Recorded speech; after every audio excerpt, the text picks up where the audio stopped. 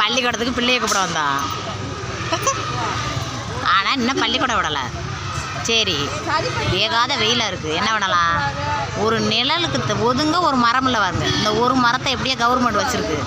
அதனால் இந்த ஒரு மரம் மட்டும் இருக்கிறதுனால இம்புட்டு மக்கள் வந்து நிற்கிறதுக்கு உதவுது. பூராத்தையும் டவுன் காட்டில் கட்டடத்தை கட்டி விட்டா எப்படி பிள்ளைகளை இப்படி வெயிலில் தான் நிற்கணும், வெயிலில் நின்று தான் பிள்ளைகளை கூப்பிடணும்.